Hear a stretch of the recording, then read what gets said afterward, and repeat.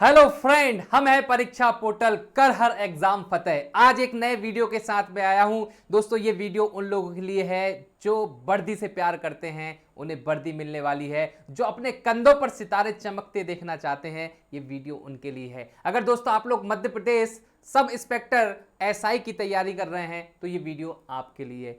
क्या बदलाव हुए हैं परीक्षा में, क्या एलिजिबिलिटी चाहिए, क्या एज क्वालिफिकेशन चाहिए, क्या एज चाहिए, क्या क्वालिफिकेशन चाहिए, कैसा पैटर्न होता है एग्जाम का, हर एक चीज हम लोग इस वीडियो में देखने वाले हैं। तो आपका सपना पूरा होने वाला है, आपको वर्दी मिलने वाली है। इसी उम्मीद के साथ हम लोग आज का वीडियो स्टार्ट करते हैं।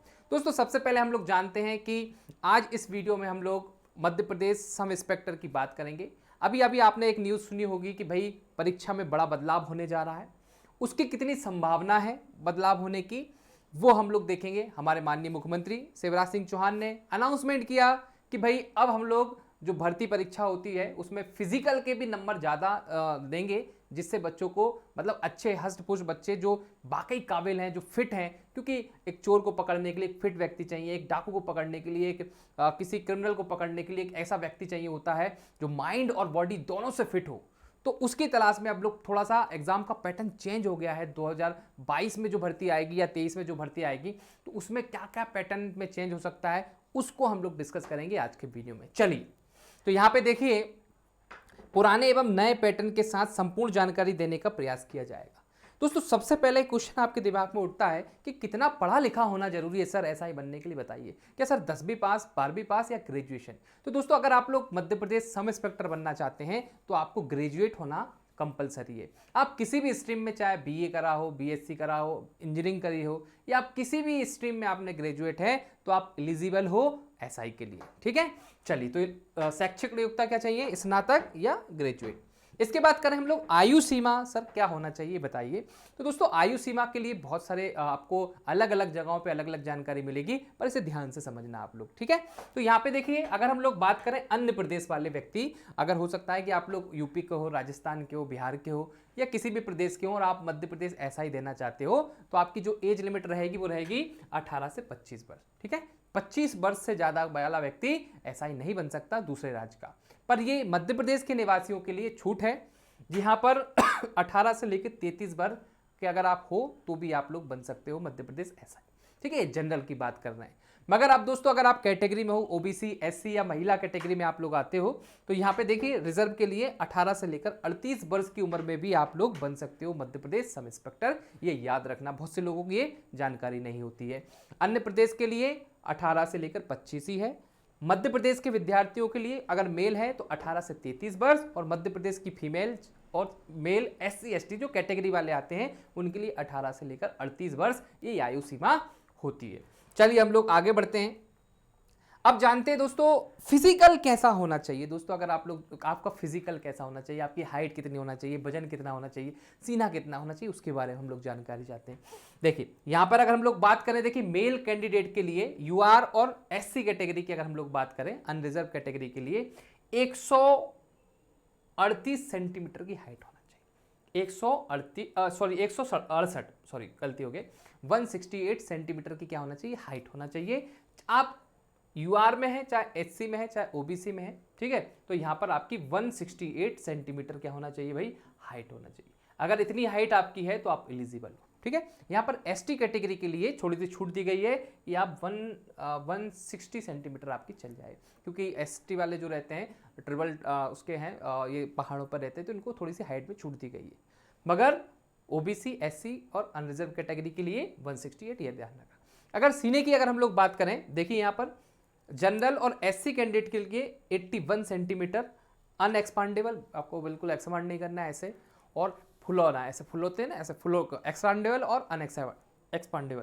देखिए, अनएक्सपांडेबल की बात करें तो 81 सेंटीमीटर, और फुलाने के बाद आपका 86 सेंटीमीटर होना चाहिए। और एसटी के लिए यहाँ पर 76 सेंटीमीटर, ठीक है, और 81 सेंटीमीटर, इसको याद रखना आप लोग। एसटी वालों के लिए यहाँ पर छूट दी गई है, बाकी एससी, ओबीसी और जनरल के लिए कोई छूट नहीं। इसके बाद फीमेल की बात करें तो फीमेल की सिर्फ हाइट देखी जाती है, वहां पर उनका वेस्ट नहीं देखा जाता। तो यहाँ पर 158 सेंटीमीटर उनका हाइट होना चाहिए। ठीक है, 158 सेंटीमीटर किसी लड़की की हाइट है, फीमेल की हाइट है, तो वो एलिजिबल है, वो फिजिकल है। ठीक है, तो ये फिजिकल के लिए क्वालिफिकेशन चाहिए भाई। इसके बाद अगर हम लोग बात करें कि भाई 2017 में जो पेपर हुआ था सर वो कैसा हुआ था वो बताइए पहले तो। 2017 में क्या पैटर्न था पहले हम लोग उसके बारे में डिस्कस करते हैं, फिर अभी जो नया संभावना चल रही जैसा होगा उसके बारे में हम लोग डिस्कस करेंगे। देखिए पहले क्या होता था, दो पेपर हुआ करते थे, सॉरी एक ही पेपर हुआ करता था। और देखो यहाँ पर एक और चीज़ समझ लेना आप लोग, मध्य प्रदेश सब इंस्पेक्टर की बात करें तो एक तो आपने जो मार्केट में जो इंस्पेक्टर देखे होंगे जो क्राइम ड्यूटी पे जाते हैं, एक वो होते हैं और एक क्या होते हैं टेक्निकल वाले होते हैं, ठीक है, टेक्निकल कंप्यूटर पे जो काम करने वाले वो भी ऐसा ही होते हैं।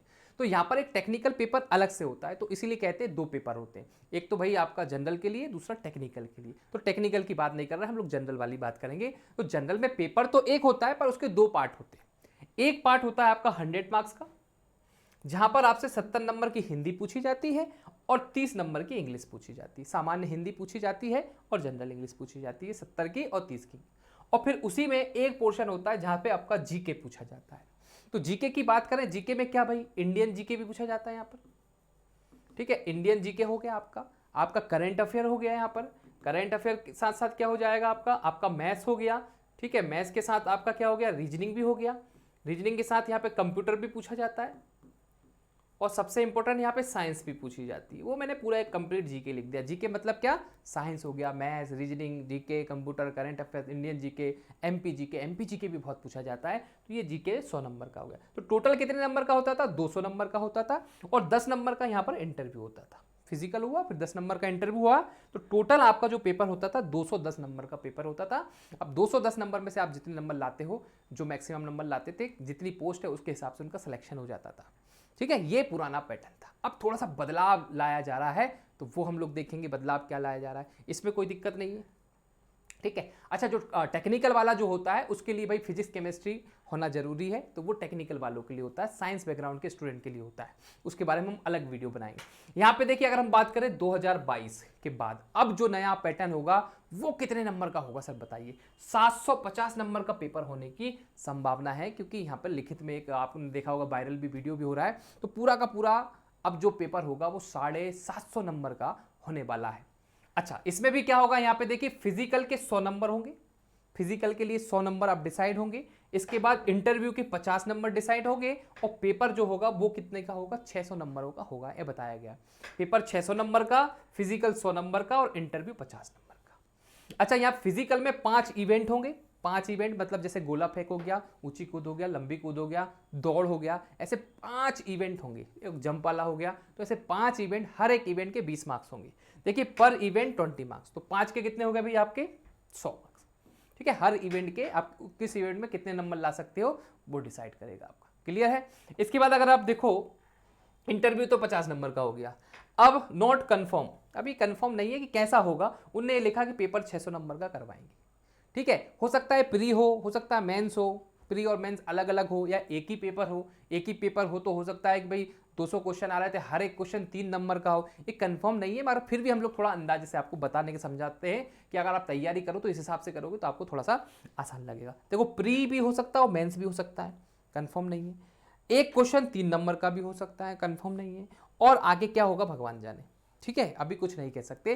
पर यह है कि उसमें जो एक पुलिस विभाग मुख्यालय से जो एक लेटर पब्लिश हुआ वो यही कह रहा है कि पेपर अब 750 नंबर का किया जाएगा, जिसमें इंटरव्यू के 50 नंबर का और फिजिकल का 100 नंबर, और पेपर जो होगा वो 600 नंबर का होगा। कहीं ना कहीं ये यूपी में जो पेपर होता है ना उसी को बदले जाकर, या यूपी बिहार में जो एसआई का पेपर होता है वो भी कहीं ना कहीं इसी पैटर्न पे काम करता है, तो उसी को ध्यान में रख के ये पेपर डिजाइन किया जा रहा है। और जितना अच्छा होगा पुलिस विभाग उसको और बेहतर बनाने की कोशिश करेगा। तो हमने क्या देखा कि 2017 में पेपर इस तरीके से हुआ था, पर 2022 में अगर आप लोग तैयारी कर रहे हो ना भाई, तैयारी अगर आप लोग सोच रहे हो आपको ऐसा ही बनना, आपके बदन पे 2 सितारे हों, ठीक है, वर्दी आपको मिले, तो आपको थोड़ा सा इस पैटर्न पे ध्यान देना होगा। इंटरव्यू 50 नंबर का पूछा जाएगा, इंटरव्यू 50 नंबर का, वहां पर भी हमको ध्यान देना पड़ेगा, 50 नंबर बहुत ज़्यादा होते हैं। इसके बाद फिजिकल 100 नंबर का होगा। इस बार फिजिकल क्वालिफाई नहीं करना, नंबर भी लेके आना, अच्छा करना है आपको फिजिकल। इसके बाद पेपर भी आप 600 नंबर का होगा, तो यहाँ पे प्री या मेंस देखने को आपको मिल सकता है, ठीक है। तो ये पूरा का पूरा पैटर्न मैंने आपको समझाया। अगर हम लोग बात करें